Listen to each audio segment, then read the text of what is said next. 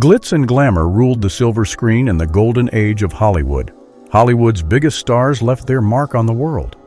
But while their lives dazzled us, their final words often reveal something deeper, something surprising, heartfelt, or even mysterious.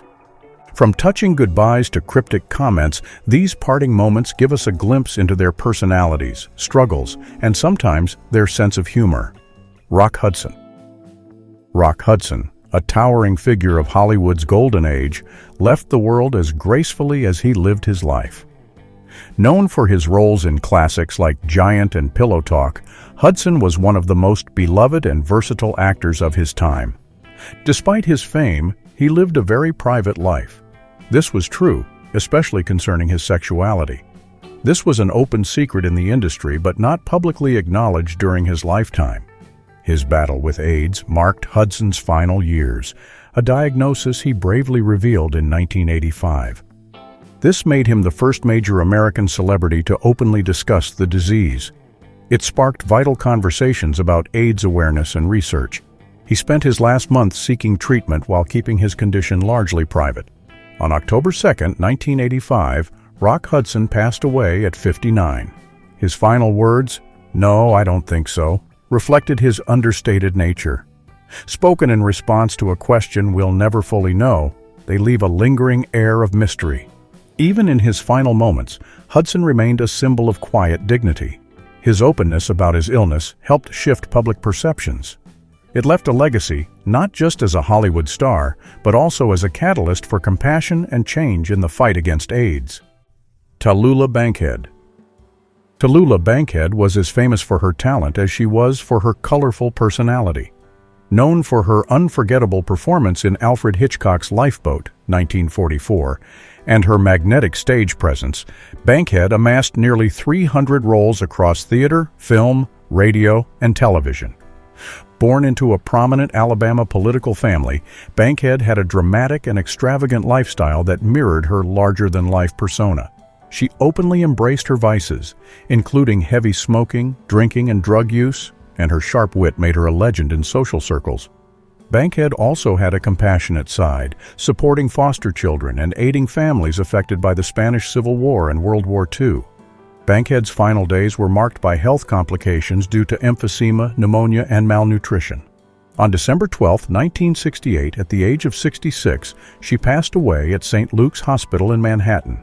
Her last coherent words, a response to being asked if she wanted anything, were a fitting reflection of her glamorous and unconventional spirit. She elegantly whispered, "Codeine? Bourbon?" Even in her final moments, Bankhead stayed true to herself. She maintained that daring, flamboyant image. Her legacy continues to captivate audiences and inspire admiration for her unapologetic individuality. Jimmy Stewart. Jimmy Stewart left behind a legacy of unforgettable films and a life that embodied the American ideal. Known for his everyman charm and iconic roles, Stewart's career spanned over 5 decades and earned him numerous accolades. These included an Academy Award and the Presidential Medal of Freedom. Stewart wasn't just a film star, he was a war hero. During World War II, he served as a bomber pilot, rising to the rank of Brigadier General in the Air Force Reserve. Off-screen, Stewart was a devoted family man. In 1949, he married former model Gloria Hattrick McLean, and they shared a loving marriage until she died in 1994. Her passing deeply affected Stewart, who became increasingly reclusive afterward. On July 2, 1997, Stewart passed away at 89 from a pulmonary embolism, surrounded by his family. His last words were tender and heartfelt. "I'm going to go be with Gloria now." These final moments reflected the deep love he had for his wife and their enduring bond. Jimmy Stewart's life was a testament to kindness, dedication, and timeless talent, a legacy that continues to inspire. Douglas Fairbanks Sr. Douglas Fairbanks Sr. was a silent film legend who defined swashbuckling adventure on the silver screen. Known as the King of Hollywood, Fairbanks brought charisma and athleticism to iconic roles like Zorro in The Mark of Zorro, 1920. Fairbanks wasn't just a star, he was a pioneer in the film industry. He co-founded United Artists in 1919 with Charlie Chaplin, Mary Pickford, whom he married in 1920, and D.W. Griffith. Together, they championed creative freedom in filmmaking. He also played a key role in establishing the Academy of Motion Picture Arts and Sciences, hosting the very first Academy Awards in 1929. Despite his early comedic beginnings, Fairbanks found lasting fame in the adventure genre. However, his career waned with the arrival of sound films in the late 1920s. He retired after his final film, The Private Life of Don Juan, 1934. On December 12, 1939, Fairbanks passed away at just 56 years old following a heart attack. His final words were poignant, "I've never felt better." He was laid to rest in a stunning memorial at Hollywood Forever Cemetery where his legacy endures. Ava Gardner. Ava Gardner was a Hollywood icon. She captivated audiences with her beauty and talent. Known as one of the greatest female legends of Hollywood's golden age, she rose to fame after her breakout performance in The Killers, 1946. Her career flourished during the 1950s with hits like Showboat, 1951, Mogambo, 1953, and The Barefoot Contessa, 1954. Gardner's acting earned her an Academy Award nomination for Mogambo and accolades for her work in The Night of the Iguana, 1964. Her career spanned over 4 decades, with memorable roles in films such as 55 Days at Peking, 1963, and On the Beach, 1959. In 1999, the American Film Institute honored her as the 25th greatest female screen legend. Later in life, Gardner faced health struggles, including a stroke in 1986. Despite her challenges, she continued to act until retiring in 1986. On January 25, 1990, at the age of 67, Gardner passed away from bronchial pneumonia in London. Her last words were a poignant, "I'm so tired." She was laid to rest in Smithfield, North Carolina, near her family. Today, the Ava Gardner Museum preserves her legacy, celebrating her life and contributions to Hollywood history. Edmund Gwen. Edmund Gwen is best known for his heartwarming portrayal of Kris Kringle in Miracle on 34th Street, 1947. Gwen earned an Academy Award and a Golden Globe for this iconic role. His ability to bring warmth and wit to his characters shone in other films too, including Mr. 880, 1950. This earned him another Oscar nomination and a Golden Globe win. Gwen was also celebrated for his performances in Alfred Hitchcock films, where his talent for both drama and humor stood out. Beyond Hollywood, he had a rich career on stage. He worked in both London's West End and on Broadway. He often performed in works by renowned playwrights like Bernard Shaw and J.B. Priestley. In his later years, Gwen moved to the States. Here he continued to charm audiences until his death on September 6, 1959, at age 81. Suffering from pneumonia after a stroke, he faced the end with his characteristic humor. He reportedly remarked, "Yes, it's tough, but not as tough as doing comedy." In 2023, his misplaced urn was rediscovered and relocated to Hollywood Forever Cemetery.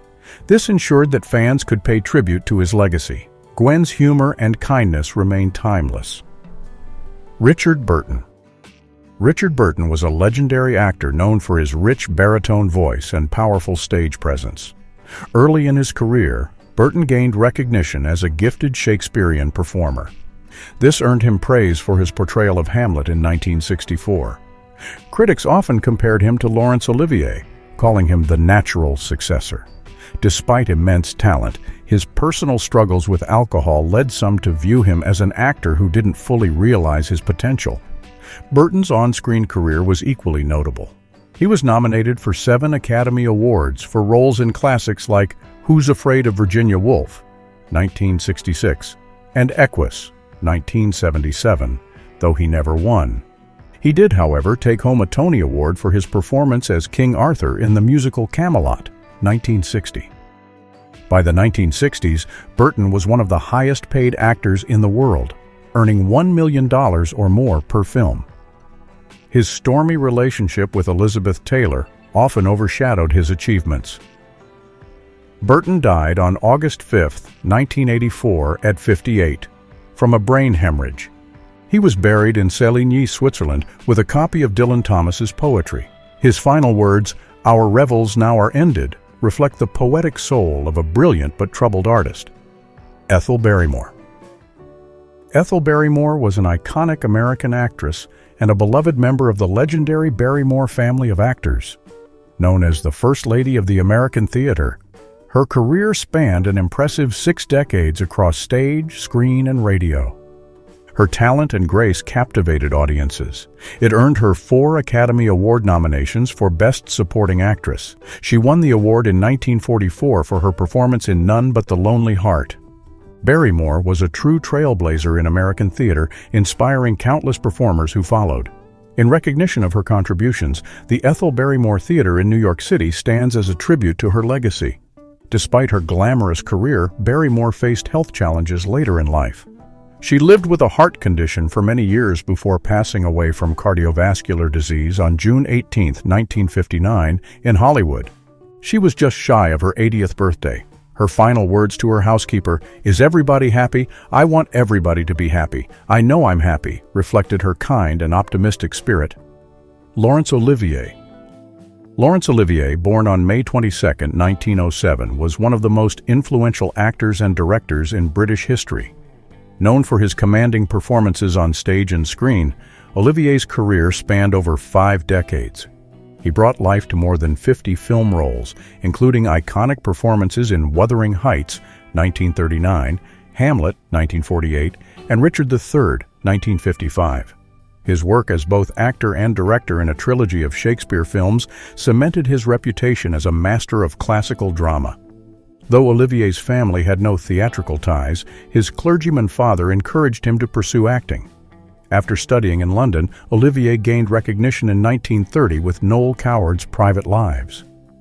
Over the years, he became a leading force in the theater, co-directing The Old Vic and later founding Britain's National Theatre. Even in later years, when poor health restricted him to smaller roles, Olivier continued to shine. His portrayal of a Nazi torturer in Marathon Man, 1976, earned him a Golden Globe and an Oscar nomination. Olivier passed away on July 11, 1989, at 82, leaving behind a legacy unmatched in the world of acting. True to his wit, his final words to a nurse who spilled water while moistening his lips were, "This isn't Hamlet, you know. It's not meant to go into the bloody ear." Janette McDonald. Janette McDonald, one of Hollywood's golden voices, left an unforgettable mark on the entertainment world. Known for her elegant soprano and starring roles in classic musicals of the 1930s and 1940s, she captivated audiences alongside stars like Nelson Eddy. With films like The Merry Widow, McDonald introduced opera to moviegoers, inspiring countless singers and earning 3 gold records for her recordings.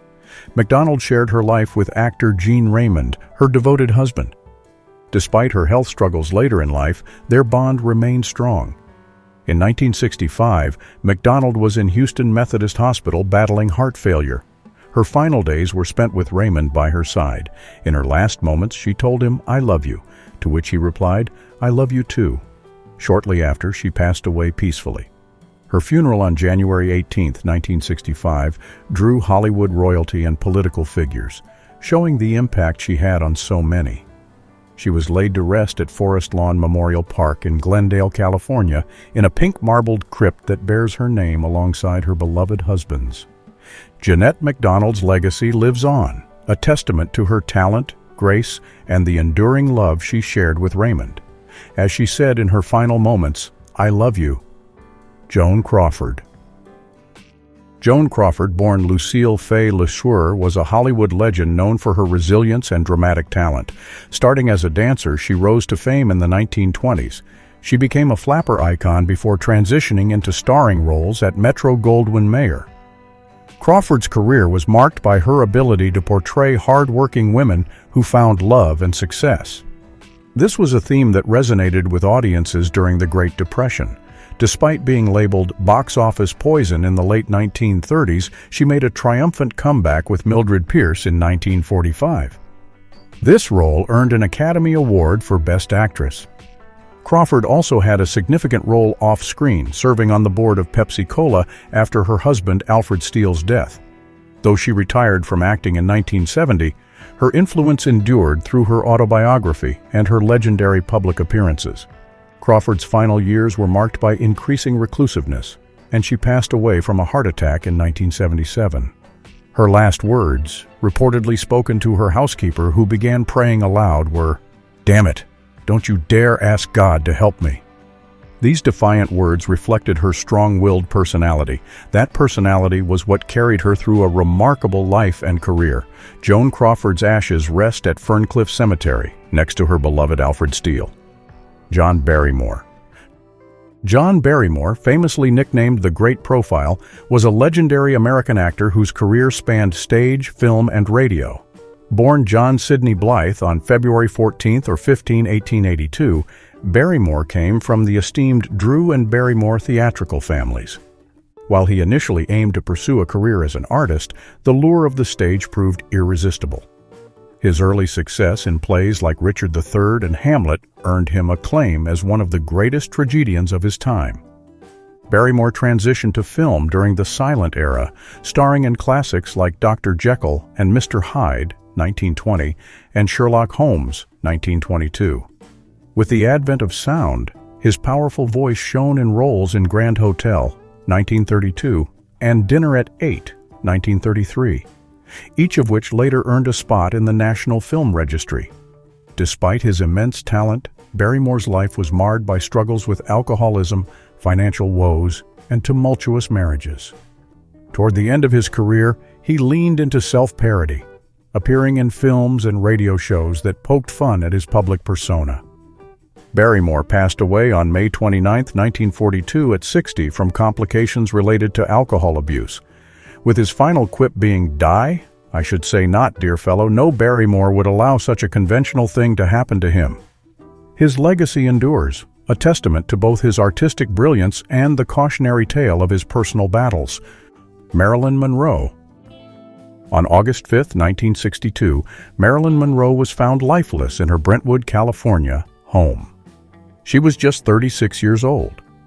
Reports revealed that Monroe was discovered lying in her bed with a telephone in her hand.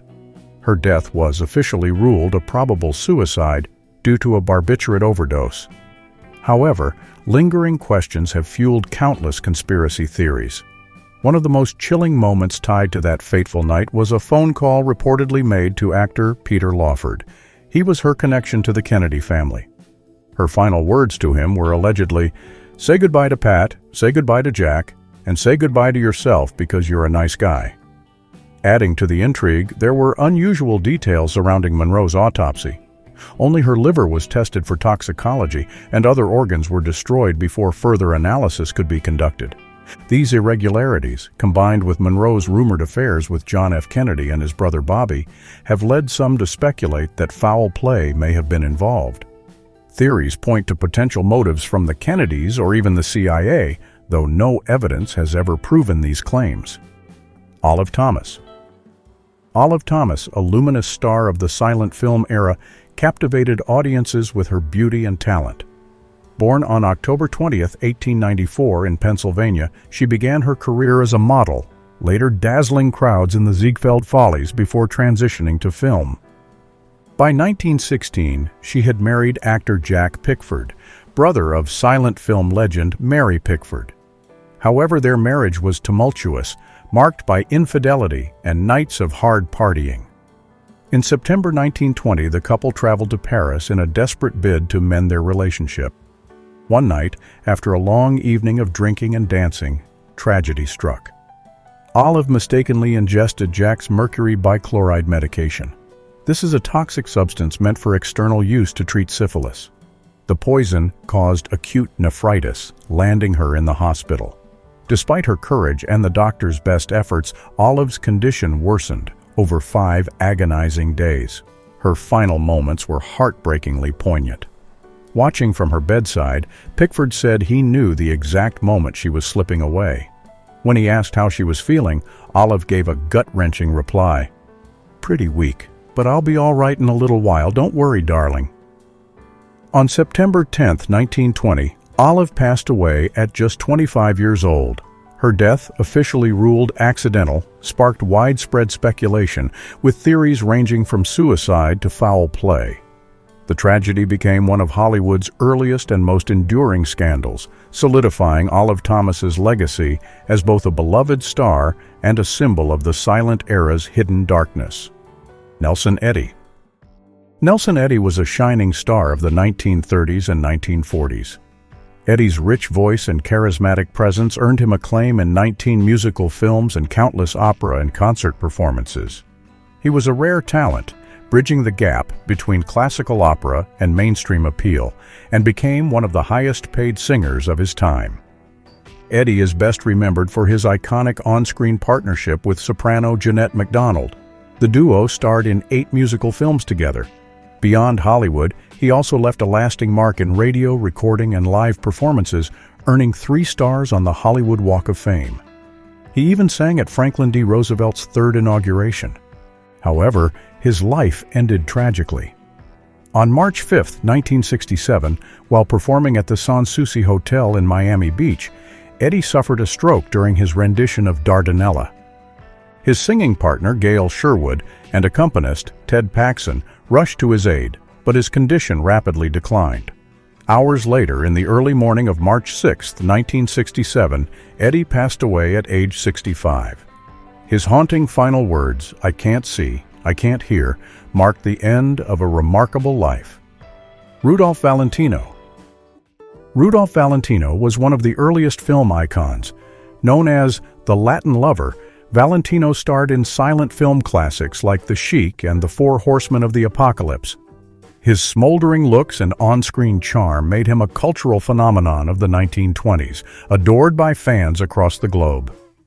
Valentino's untimely death at just 31 shocked the world. On August 15, 1926, he collapsed in Manhattan and was rushed to the hospital. Initially diagnosed with appendicitis and gastric ulcers, he underwent surgery. However, complications led to peritonitis and sepsis. Despite moments of optimism, his condition worsened, and he passed away on August 23, 1926. His heartbreaking final words were, "Don't pull down the blinds, I feel fine. I want the sunlight to greet me." Valentino's funeral drew an estimated 100,000 fans in Manhattan, with riots breaking out as mourners fought to pay their respects. His body was later transported to California, where a second funeral was held. Valentino was laid to rest at Hollywood Forever Cemetery next to his friend June Mathis. Even in death, Valentino remains a symbol of early Hollywood glamour. He is remembered for his magnetic presence and timeless legacy. George Sanders. George Sanders, born on July 3, 1906 in St. Petersburg, Russia, was a British actor known for his smooth bass voice and polished performances. With a career spanning over 40 years, he became famous for playing sophisticated villains and complex characters. Sanders won an Academy Award for his role as the sharp-tongued Addison DeWitt in All About Eve, 1950. He also lent his iconic voice to Shere Khan in Disney's The Jungle Book, 1967. He also starred in Rebecca, 1940, Ivanhoe, 1952, and Samson and Delilah, 1949, cementing his status as a versatile and memorable performer. Despite his professional success, Sanders struggled personally. A string of family tragedies, financial losses, and health issues, including a stroke and a diagnosis of dementia, left him deeply depressed. His personal life was equally turbulent, including a brief annulled marriage to Magda Gabor and the end of a long-term relationship. On April 25, 1972, Sanders took his own life in a hotel in Castelldefels, Spain. He left behind a poignant note, writing, "Dear world, I am leaving because I am bored. I feel I have lived long enough. I am leaving you with your worries in this sweet cesspool. Good luck." Sanders remains remembered for his immense talent and his bittersweet legacy in Hollywood, marked by his 2 stars on the Hollywood Walk of Fame. Bob Hope. Bob Hope was an iconic comedian, actor, and entertainer whose career spanned an amazing 80 years.